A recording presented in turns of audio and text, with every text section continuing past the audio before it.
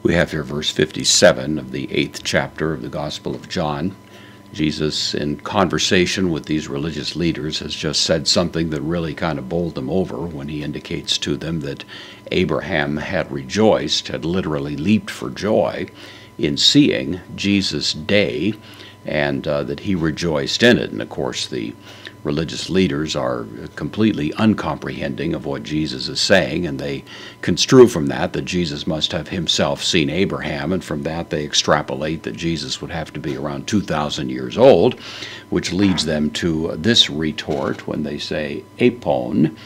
They said un, therefore. So the apon is from lego, I say, third person plural, aorist active indicative, hoi udaioi. These are the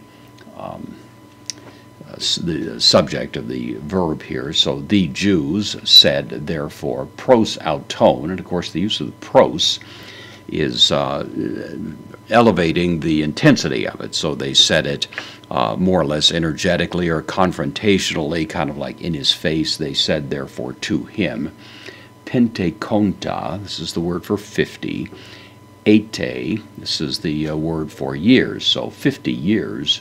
Upo, indeclinable adverb, not yet. Ekes, second person singular, present active indicative. You do not yet have 50 years. Of course, this is the way idiomatically many languages will express the idea of being old. They don't say you're 30 years old. They'll say you don't have 30 years yet. You'll find that in Spanish and Italian and various other languages, including Greek. So 50 years, not yet do you have, Kai and Abram. Haorakos, question here, of course.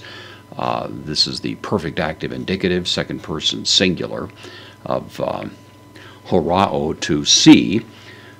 And so this is, of course, raising the question to Jesus. You say that Abraham rejoiced to see your day, and yet how could you have possibly seen Abraham? Well, that's not what Jesus said, actually. He didn't say that he had seen Abraham, although presumably in terms of the eternal reality of Christ, he had, but nevertheless already they're construing Jesus' words here in the effort to make them as absurd as they possibly can. So this question, of course, betrays their complete inability to really comprehend the force of what Jesus is saying, what Jesus is claiming.